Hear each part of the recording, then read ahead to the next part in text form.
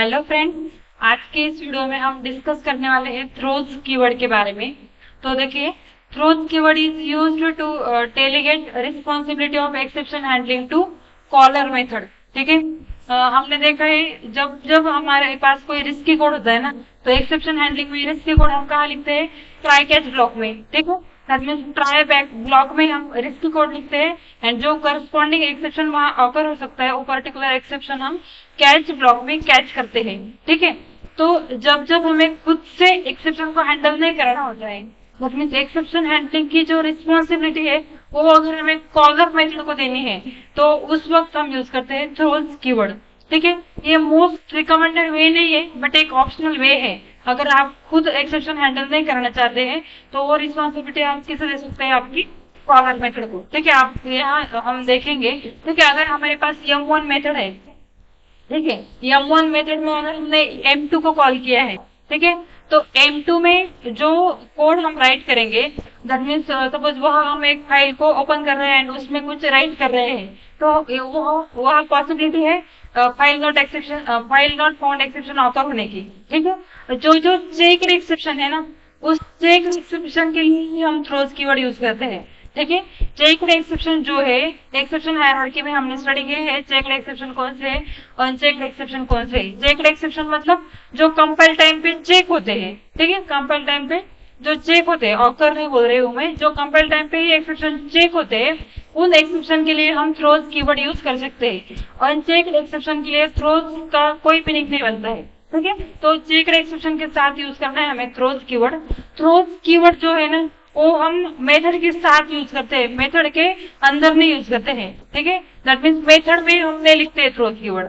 जो हमारी मेथड होगी, दैट मीन्स मेन मेथड है, तो इसके साथ ही हम थ्रोज एंड एक्सेप्शन का नाम लिखेंगे।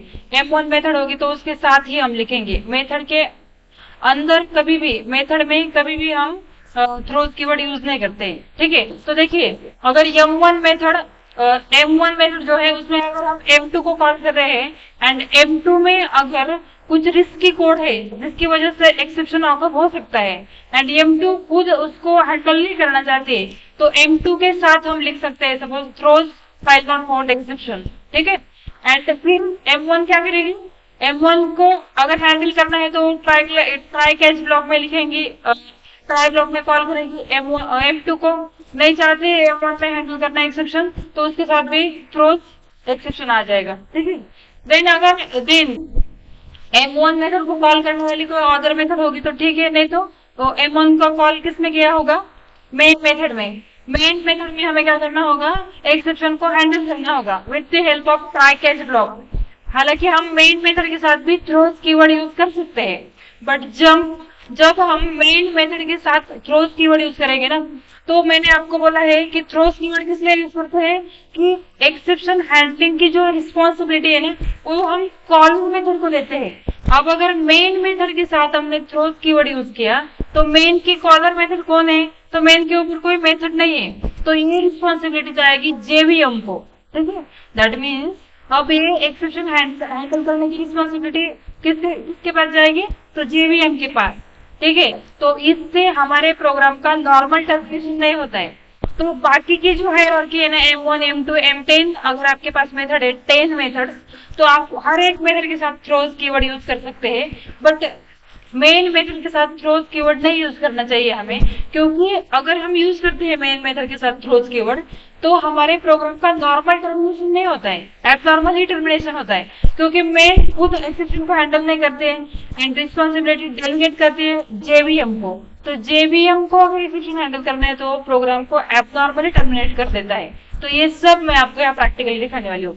देखो, सपोज हमारे पास यहाँ कुछ और क्लासेस, क्लास टेस्ट, ठीक है, उसमें मेथड है एक हमारी, सपोज पब्लिक वॉइड M1। ठीक है, पब्लिक वॉइड M1।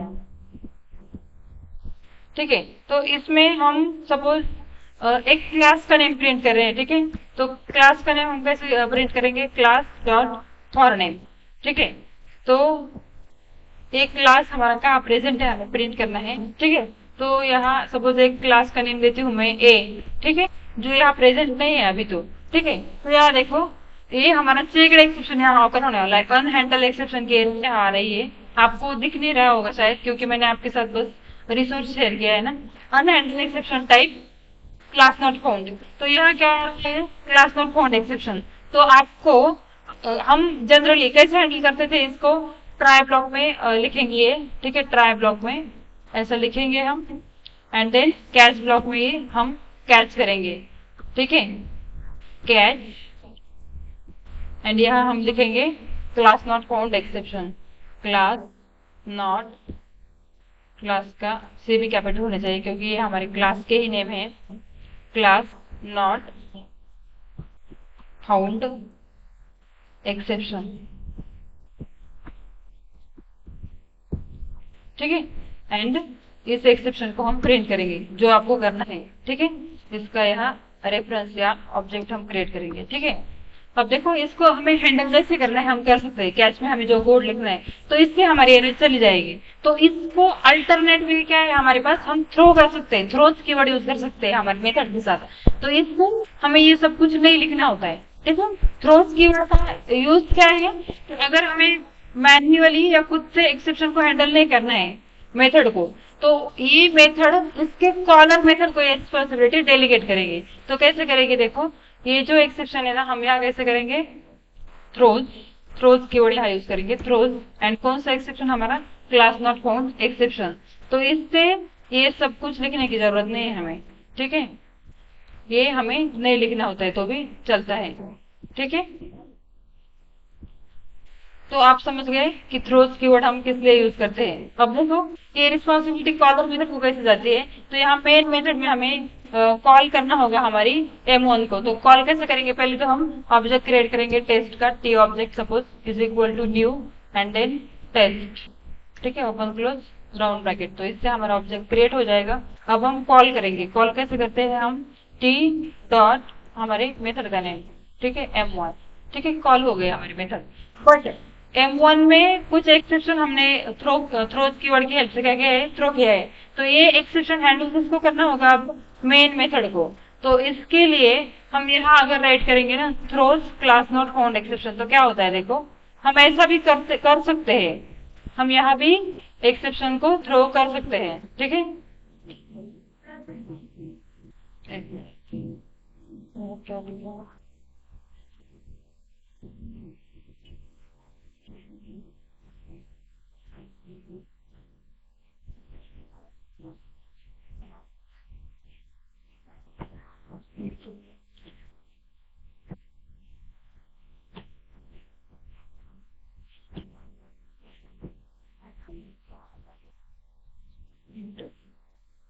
यहाँ तो कोई एरर की कोई पॉसिबिलिटी नहीं है,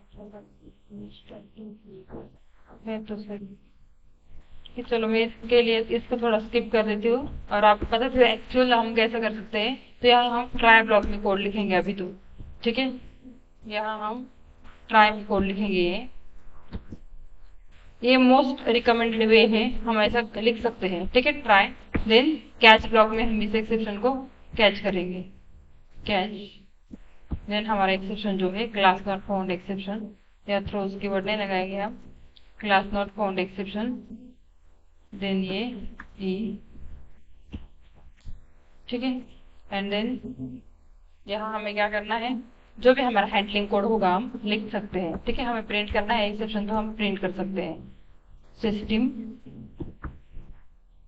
डॉट आउट डॉट प्रिंटलन, ठीक है, प्रिंट एंड यहाँ हम प्रिंट करेंगे हमारे एक्सेप्शन को, ठीक है, तो यहाँ एरर नहीं आनी चाहिए, पब्लिक क्लास डेमो, तो यहाँ हाँ ये एक ओपन ब्रैकेट रह गई ना हमारी, तो इसकी वजह से एरर आ रही थी, ठीक है, क्लोज करली ब्रेस की वजह से। अब देखो ये हमारा रिकमेंडेड वे है, दैट मीन्स जो हमारी लास्ट कॉलर मेथड होगी ना उसमें हम एक्सेप्शन को ट्राई कैच ब्लॉक से अगर हैंडल करते हैं तो हमारा प्रोग्राम नॉर्मली टर्मिनेट हो जाता है, ठीक है। अब देखो यहाँ मैं प्रोग्राम को रन करके आपको दिखाती हूँ, तो देखो यहाँ हमारा एक्सेप्शन जो है वो प्रिंट हो गया है, ठीक है। आपके पास जितनी नंबर ऑफ मेथड्स होते ना, अगर हमने M1 को अगर M2 में कॉल किया होता तो M2 के साथ भी हम ये लिख सकते थे। अगर हमें M2 में भी अगर ये ट्राई कैच ब्लॉक हमें नहीं लिखना, हम नहीं लिखना चाहते थे, तो उसके साथ भी हम ऐसा लिख सकते थे, throws class not found exception. ठीक है। M2 को कॉल करने वाली अगर M3 होती एंड उसमें भी अगर हम हैंडल नहीं करना चाहते हैं तो हम वहां भी ऐसे लिख सकते हैं। ठीक है। तो बस आपको जो लास्ट जो मेरी कॉल मेथड होगी ना, उसमें हमें ट्राई कैच की हेल्प से ही हैंडल करना है। ठीक है। क्यों? क्योंकि इसी से हमारे प्रोग्राम का नॉर्मल टर्मिनेशन होता है। ठीक है। चलो अगर हम नहीं थे ट्राई कैच यहाँ, तो क्या होता है कि ये जो एक्सेप्शन की रिस्पॉन्सिबिलिटी है ना, ये भी हम यहाँ से थ्रो करते हैं ऐसे सेम। ठीक है। तो अब मेन मेथड की कॉलर मेथड कोई है नहीं। ठीक है। मेन मेथड की कोई कॉलर मेथड है क्या? नहीं। इससे क्या होता है थ्रो कीवर्ड से कि जो हमारे एक्सेप्शन हैंडलिंग की रिस्पॉन्सिबिलिटी है ना, वो क्या कॉलर मेथड को जाती है। अब मेन मेथड को कोई कॉलर मेथड है नहीं, तो इसकी रिस्पॉन्सिबिलिटी जाती है जेवीएम को, क्योंकि मेन मेथड को कॉल कौन करता है? जेवीएम। तो जेवीएम को ये रिस्पॉन्सिबिलिटी जाती है, तो हमारे प्रोग्राम का टर्मिनेशन जो है वो एबनॉर्मल टर्मिनेशन होता है। तो देखिए, देखो यहाँ हमारे प्रोग्राम का एबनॉर्मल टर्मिनेशन हुआ है। ठीक है। तो इसके लिए रिकमेंडेड क्या है? मोस्ट रिकमेंडेड, जब हम ट्राई कैच यूज करते हैं, सॉरी थ्रोज कीवर्ड यूज करते हैं, तो जो हमारी मेन मेथड होगी एटलीस्ट उसमें हमें एक्सेप्शन को ट्राई कैच की हेल्प से हैंडल करना है, जो मैंने अभी अभी आपको दिखाया था। ठीक है। या फिर आपकी जो कॉलर मेथड होगी, सपोज उनकी F2 है, उसमें भी अगर आप कर देंगे कॉल ट्राई कैच यूज कर देंगे तो भी चलता है। ठीक है। तो थ्रोज कीवर्ड का यूज क्या है? Delegate responsibility of exception handling to the caller method, first ये है।